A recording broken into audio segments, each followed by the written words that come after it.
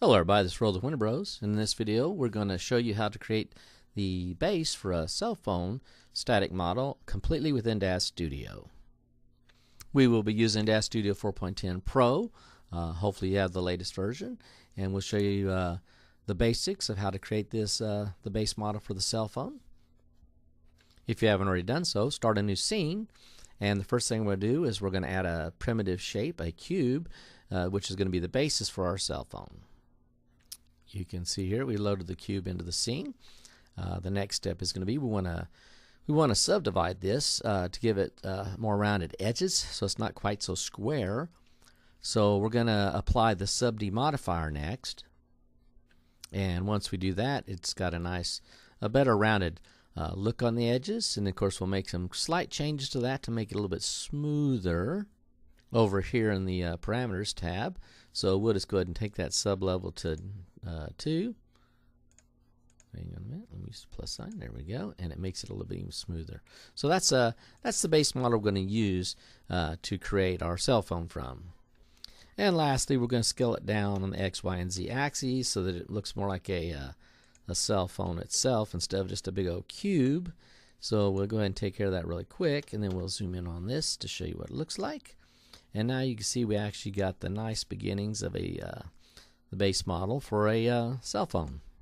Of course, the next thing we're going to do is we're going to want to work on the geometry for this. So we'll just go ahead into our text or shaded mode, and you can see there we can see our actual cell phone. You can see all the faces and all the edges. So that's what we want to see.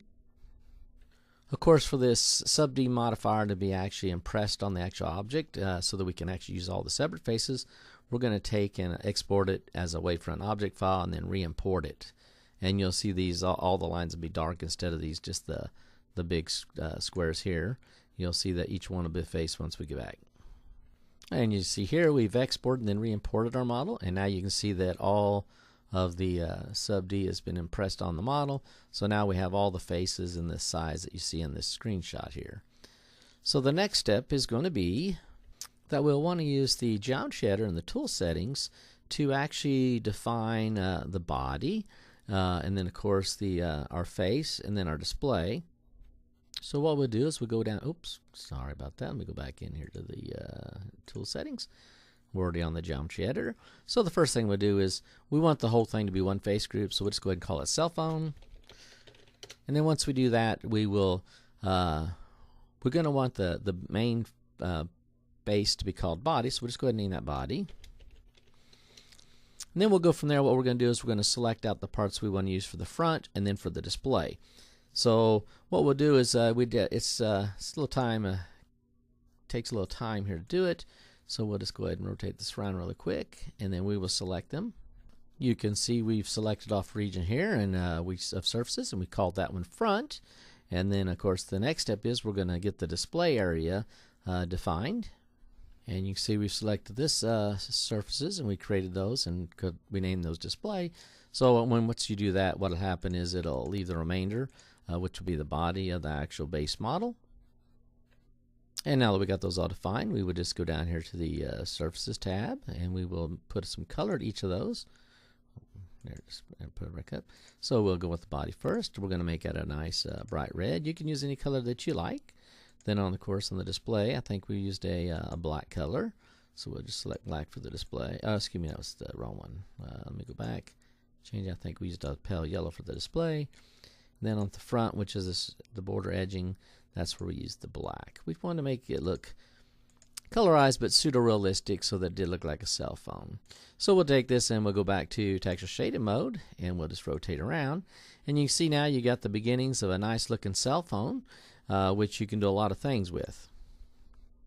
And of course you would want to go back to your scene tab, and you want to re-export that cell phone to overwrite your original model that we exported and brought back in after we did the subd, so that it actually would maintain all the surface groups you just created, and it'll maintain all of the different colors that you put on it, and they'll be embedded in the object file.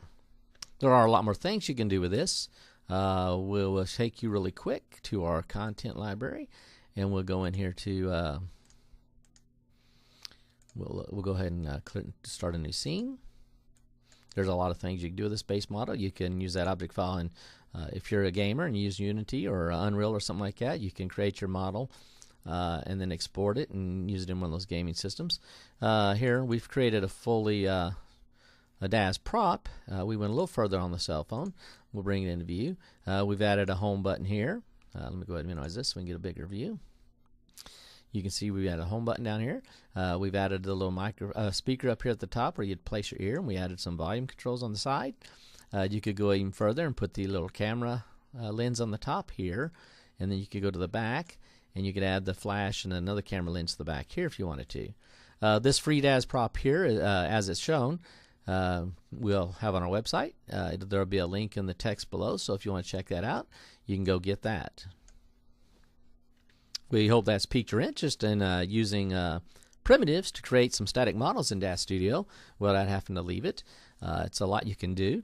If you don't know how to use the techniques and you need a little training on it, you can get our latest release, a tutorial series we have, 8 video modules, Modeling Made Simple, how to create your Daz Studio props in Daz Studio without no other tools necessary. These little images you can see on our cover page here, the darts and the aeroplane and the sword were all created within Daz Studio without any other tools. And that training series will show you how to work on, it'll show you how to make the dart, the sword, and it'll show you how to make a pair of eyes if you want to put eyes, a set of eyes on something. We hope you enjoyed this video presentation and have a great day.